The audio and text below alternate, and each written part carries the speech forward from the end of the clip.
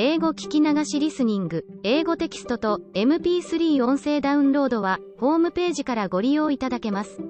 88thpp.com 88thpp.com Chapter 4 Burdens. Oh, dear, how hard it does seem to take up our packs and go on, sighed Meg the morning after the party, for now the holidays were over. The week of merrymaking did not fit her for going on easily with the task she never liked. I wish it was Christmas or New Year's all the time. Wouldn't it be fun? Answered Joe, yawning dismally. We shouldn't enjoy ourselves half so much as we do now. But it does seem so nice to have little suppers and bouquets, and go to parties, and drive home, and read and rest, and not work. It's like other people, you know, and I always envy girls who do such things. I'm so fond of luxury, said Meg, trying to decide which of two shabby gowns was the least shabby. Well, we can't have it, so don't let us grumble but shoulder our bundles and trudge along as cheerfully as Mommy does. I'm sure Aunt March is a regular old man of the sea to me, but I suppose when I've learned to carry her without complaining, she will tumble off, or get so light that I shan't mind her. This idea tickled Joe's fancy and put her in good spirits, but Meg didn't brighten, for her burden, consisting of 4 spoiled children, seemed heavier than ever. She had not heart enough even to make herself pretty as usual by putting on a blue neck ribbon and dressing her hair in the most becoming way. Where's the use of looking nice, when no one sees me but those cross midgets, and no one cares whether I'm pretty or not? She muttered, shutting her drawer with a jerk. I shall have to toil and moil all my days, with only little bits of fun now and then, and get old and ugly and sour, because I'm poor and can't enjoy my life as other girls do. It's a shame. So Meg went down, wearing an injured look, and wasn't at all agreeable at breakfast time. Everyone seemed rather out of sorts and inclined to croak. Beth had a headache and lay on the sofa, trying to comfort herself with the cat and 3 kittens. Amy was fretting because her lessons were not learned, and she couldn't find her rubbers. Joe would whistle and make a great racket getting ready. Mrs. March was very busy trying to finish a letter, which must go at once, and Hannah had the grumps, for being up late didn't suit her. There never was such a cross family, cried Joe, losing her temper when she had upset an inkstand, broken both boot lacings, and sat down upon her hat. You're the crossest person in it, returned Amy, washing out the sum that was all wrong with the tears that had fallen on her slate. Beth, if you don't keep these horrid cats down cellar I'll have them drowned, exclaimed Meg angrily as she tried to get rid of the kitten which had scrambled up her back and stuck like a bird just out of reach. Joe laughed, Meg scolded, Beth implored, and Amy wailed because she couldn't remember how much 9 times 12 was. Girls, do be quiet 1 minute. I must get this off by the early mail, and you drive me distracted with your worry, cried Mrs. March, crossing out the 3rd spoiled sentence in her letter. There was a momentary lull, broken by Hannah, who stalked in, laid 2 hot turnovers on the table, and stalked out again.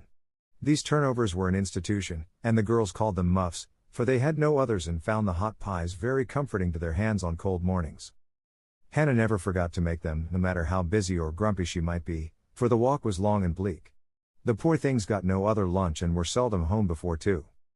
Cuddle your cats and get over your headache, Bethy. Goodbye, Mommy. We are a set of rascals this morning, but we'll come home regular angels. Now then, Meg. And Joe tramped away, feeling that the pilgrims were not setting out as they ought to do. They always looked back before turning the corner, for their mother was always at the window to nod and smile, and wave her hand to them. Somehow it seemed as if they couldn't have got through the day without that, for whatever their mood might be, the last glimpse of that motherly face was sure to affect them like sunshine. If Mommy shook her fist instead of kissing her hand to us, it would serve us right, for more ungrateful wretches than we are were never seen, cried Joe, taking a remorseful satisfaction in the snowy walk and bitter wind.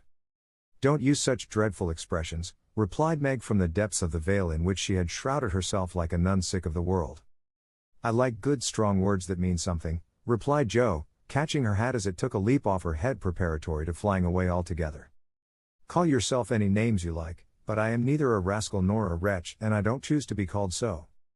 You're a blighted being, and decidedly cross today because you can't sit in the lap of luxury all the time.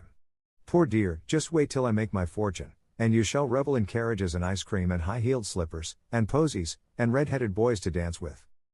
How ridiculous you are, Joe. But Meg laughed at the nonsense and felt better in spite of herself. Lucky for you I am, for if I put on crushed airs and try to be dismal, as you do, you should be in a nice state. Thank goodness, I can always find something funny to keep me up. Don't croak any more, but come home, Jolly, there's a dear. Jo gave her sister an encouraging pat on the shoulder as they parted for the day, each going a different way, each hugging her little warm turnover and each trying to be cheerful in spite of wintry weather, hard work, and the unsatisfied desires of pleasure-loving youth. When Mr. March lost his property in trying to help an unfortunate friend, the two oldest girls begged to be allowed to do something toward their own support, at least. Believing that they could not begin too early to cultivate energy, industry, and independence, their parents consented, and both fell to work with a hearty goodwill which in spite of all obstacles is sure to succeed at last. Margaret found a place as nursery governess and felt rich with her small salary. As she said, she was fond of luxury, and her chief trouble was poverty. She found it harder to bear than the others because she could remember a time when home was beautiful, life full of ease and pleasure, and one of any kind unknown. She tried not to be envious or discontented, but it was very natural that the young girl should long for pretty things, gay friends, accomplishments, and a happy life. At the King's she daily saw all she wanted, for the children's older sisters were just out, and Meg caught frequent glimpses of dainty ball dresses and bouquets, heard lively gossip about theaters, concerts, sleighing parties, and merrymakings of all kinds, and saw money lavished on trifles which would have been so precious to her. Poor Meg seldom complained, but a sense of injustice made her feel bitter toward everyone sometimes, for she had not yet learned to know how rich she was in the blessings which alone can make life happy. Jo happened to suit Aunt March, who was lame and needed an active person to wait upon her. The childless old lady had offered to adopt one of the girls when the troubles came, and was much offended because her offer was declined. Other friends told the Marches that they had lost all chance of being remembered in the rich old lady's will, but the unworldly Marches only said, "We can't give up our girls for a dozen fortunes. Rich or poor, we will keep together and be happy in one another." The old lady wouldn't speak to them for a time, but happening to meet Jo at a friend's, something in her comical face and blunt manners struck the old lady's fancy, and she proposed to take her for a companion. This did not suit Jo at all, but she accepted the place since nothing better appeared and, to everyone's surprise, got on remarkably well with her irascible relative. There was an occasional tempest, and once Jo marched home, declaring she couldn't bear it longer, but Aunt March always cleared up quickly and sent for her to come back again with such urgency that she could not refuse, for in her heart she rather liked the peppery old lady. I suspect that the real attraction was a large library of fine books, which was left to dust and spiders since Uncle March died. Jo remembered the kind old gentleman, who used to let her build railroads and bridges with his big dictionaries, tell her stories about queer pictures in his Latin books, and buy her cards of gingerbread whenever he met her in the street. The dim, dusty room, with the busts staring down from the tall bookcases, the cozy chairs, the globes, and best of all, the wilderness of books in which she could wander where she liked, made the library a region of bliss to her. The moment Aunt March took her nap, or was busy with company, Jo hurried to this quiet place, and curling herself up in the easy chair, devoured poetry, romance, history, travels, and pictures like a regular bookworm. But, like all happiness, it did not last long, for as sure as she had just reached the heart of the story, the sweetest verse of a song, or the most perilous adventure of her traveler, a shrill voice called, "Josephine! Josephine!" And she had to leave her paradise to wind yarn, wash the poodle, or read Belsham's essays by the hour together. Jo's ambition was to do something very splendid. What it was, she had no idea as yet, but left it for time to tell her, and meanwhile, found her greatest affliction in the fact that she couldn't read, run, and ride as much as she liked. A quick temper, sharp tongue, and restless spirit were always getting her into scrapes, and her life was a series of ups and downs, which were both comic and pathetic. But the training she received at Aunt March's was just what she needed, and the thought that she was doing something to support herself made her happy in spite of the perpetual Josephine. Beth was too bashful to go to school. It had been tried, but she suffered so much that it was given up, and she did her lessons at home with her father. Even when he went away, and her mother was called to devote her skill and energy to soldiers' aid societies, Beth went faithfully on by herself and did the best she could. She was a housewifely little creature, and helped Hannah keep home neat and comfortable for the workers, never thinking of any reward but to be loved. Long, quiet days she spent, not lonely nor idle, for her little world was peopled with imaginary friends, and she was by nature a busy bee. There were 6 dolls to be taken up and dressed every morning, for Beth was a child still and loved her pets as well as ever. Not one whole or handsome one among them, all were outcasts till Beth took them in, for when her sisters outgrew these idols, they passed to her because Amy would have nothing old or ugly. Beth cherished them all the more tenderly for that very reason, and set up a hospital for infirm dolls. No pins were ever stuck into their cotton vitals, no harsh words or blows were ever given them, No neglect ever saddened the heart of the most repulsive, but all were fed and clothed, nursed and caressed with an affection which never failed. One forlorn fragment of dollanity had belonged to Jo and, having led a tempestuous life, was left a wreck in the rag bag, from which dreary poorhouse it was rescued by Beth and taken to her refuge. Having no top to its head, she tied on a neat little cap, and as both arms and legs were gone, she hid these deficiencies by folding it in a blanket and devoting her best bed to this chronic invalid. If anyone had known the care lavished on that dolly, I think it would have touched their hearts, even while they laughed. She brought it bits of bouquets, she read to it, took it out to breathe fresh air, hidden under her coat, she sang it lullabies and never went to bed without kissing its dirty face and whispering tenderly, "I hope you'll have a good night, my poor dear." Beth had her troubles as well as the others, and not being an angel but a very human little girl, she often wept a little weep as Jo said, because she couldn't take music lessons and have a fine piano. She loved music so dearly, tried so hard to learn, and practiced away so patiently at the jingling old instrument, that it did seem as if someone, not to hint Aunt March, ought to help her. Nobody did, however, and nobody saw Beth wipe the tears off the yellow keys, that wouldn't keep in tune, when she was all alone. She sang like a little lark about her work, never was too tired for Mommy and the girls, and day after day said hopefully to herself, "I know I'll get my music sometime, if I'm good." There are many Beths in the world, shy and quiet, sitting in corners till needed, and living for others so cheerfully that no one sees the sacrifices till the little cricket on the hearth stops chirping, and the sweet, sunshiny presence vanishes, leaving silence and shadow behind. If anybody had asked Amy what the greatest trial of her life was, she would have answered at once, "My nose." When she was a baby, Jo had accidentally dropped her into the coal hod, and Amy insisted that the fall had ruined her nose forever. It was not big nor red, like poor Patre's, it was only rather flat, and all the pinching in the world could not give it an aristocratic point. No one minded it but herself, and it was doing its best to grow, but Amy felt deeply the want of a Grecian nose, and drew whole sheets of handsome ones to console herself. Little Raphael, as her sisters called her, had a decided talent for drawing, and was never so happy as when copying flowers, designing fairies, or illustrating stories with queer specimens of art. Her teachers complained that instead of doing her sums she covered her slate with animals, the blank pages of her atlas were used to copy maps on, and caricatures of the most ludicrous description came fluttering out of all her books at unlucky moments. She got through her lessons as well as she could, and managed to escape reprimands by being a model of deportment. She was a great favorite with her mates, being good-tempered and possessing the happy art of pleasing without effort. Her little airs and graces were much admired, so were her accomplishments, for besides her drawing, she could play 12 tunes, crochet, and read French without mispronouncing more than 2/3 of the words. She had a plaintive way of saying, "When Papa was rich we did so-and-so," which was very touching, and her long words were considered perfectly elegant by the girls. Amy was in a fair way to be spoiled, for everyone petted her, and her small vanities and selfishnesses were growing nicely. One thing, however, rather quenched the vanities. She had to wear her cousin's clothes. Now Florence's mama hadn't a particle of taste, and Amy suffered deeply at having to wear a red instead of a blue bonnet, unbecoming gowns, and fussy aprons that did not fit. Everything was good, well made, and little worn, but Amy's artistic eyes were much afflicted, especially this winter, when her school dress was a dull purple with yellow dots and no trimming. "My only comfort," she said to Meg, with tears in her eyes, "is that Mother doesn't take tucks in my dresses whenever I'm naughty, as Maria Parks's mother does. My dear, it's really dreadful, for sometimes she is so bad her frock is up to her knees, and she can't come to school. When I think of this degradation, I feel that I can bear even my flat nose and purple gown with yellow skyrockets on it." Meg was Amy's confidant and monitor, and by some strange attraction of opposites Jo was gentle Beth's.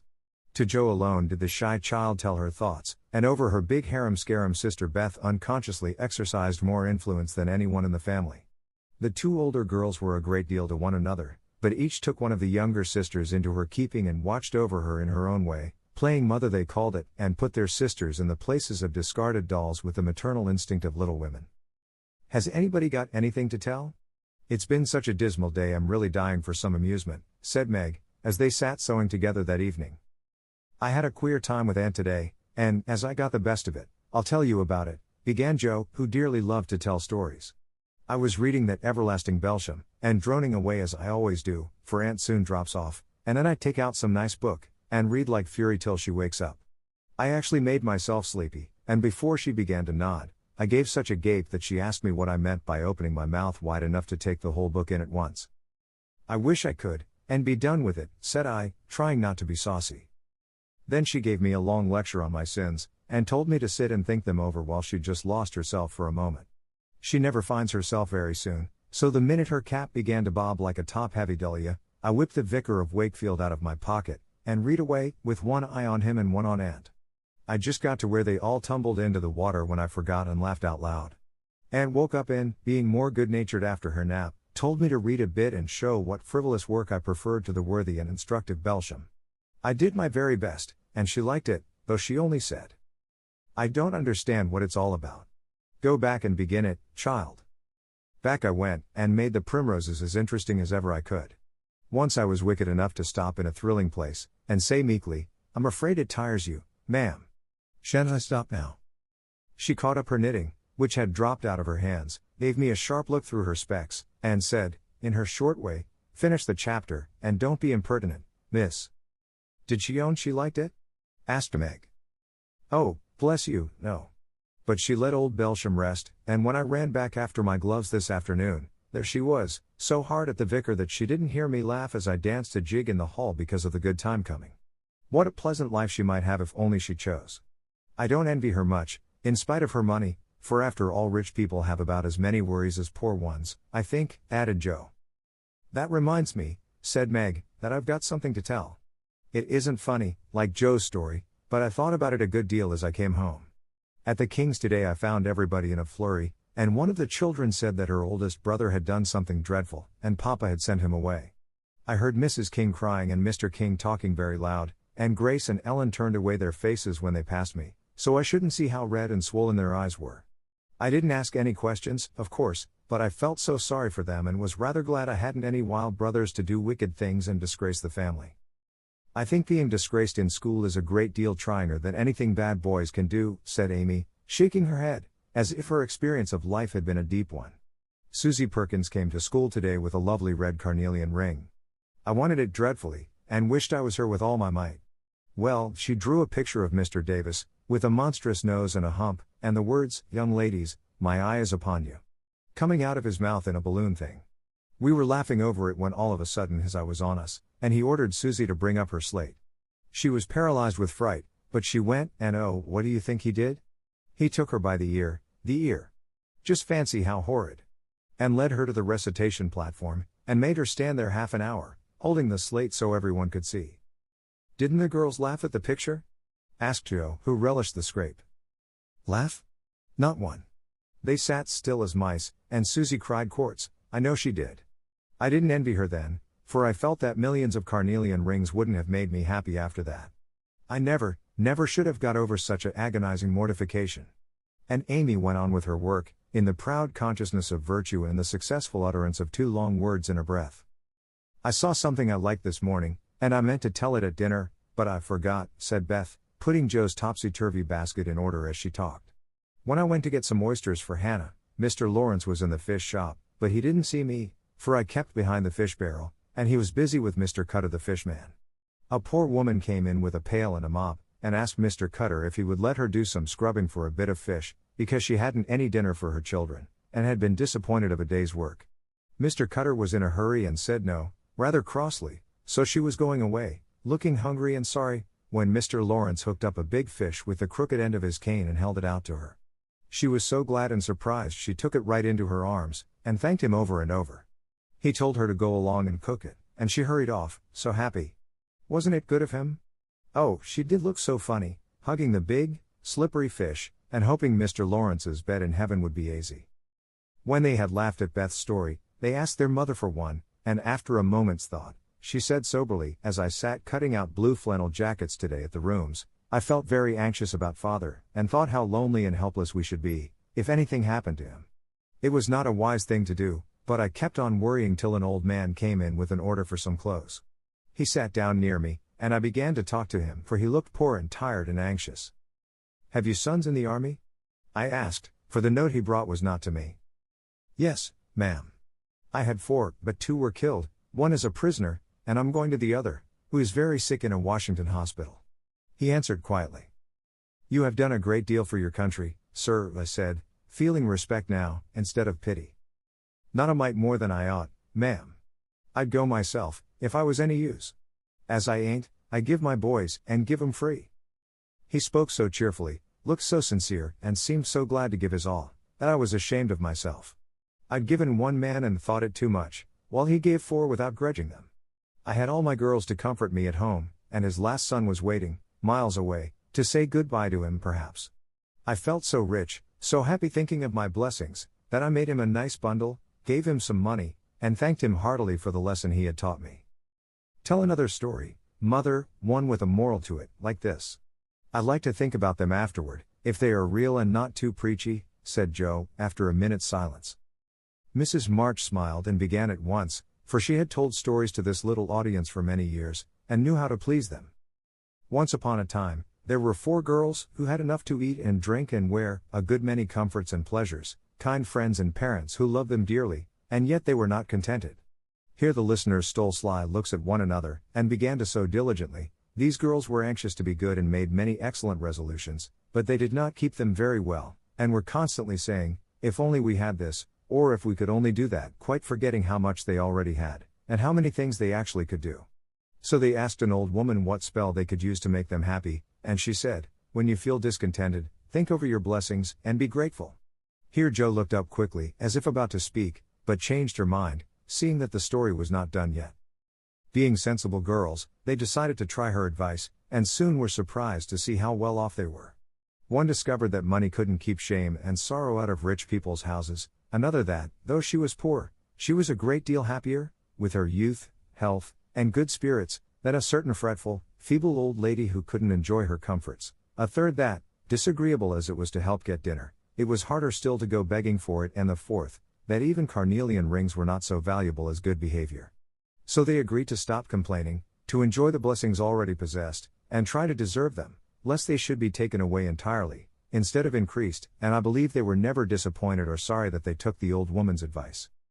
Now, Mommy, that is very cunning of you to turn our own stories against us, and give us a sermon instead of a romance, cried Meg. I like that kind of sermon. It's the sort Father used to tell us, said Beth thoughtfully, putting the needles straight on Joe's cushion. I don't complain near as much as the others do, and I shall be more careful than ever now, for I've had warning from Susie's downfall, said Amy morally. We needed that lesson, and we won't forget it. If we do so, you just say to us, as old Chloe did in Uncle Tom, Tinko be your marcies, chillin'. Tinko be your marcies. Added Joe, who could not, for the life of her, help getting a morsel of fun out of the little sermon, though she took it to heart as much as any of them. 物語の続きは、ホームページからお聞きいただけます。また、テキスト、MP3 ダウンロードも合わせてご利用ください。88thpp.com 88thpp.com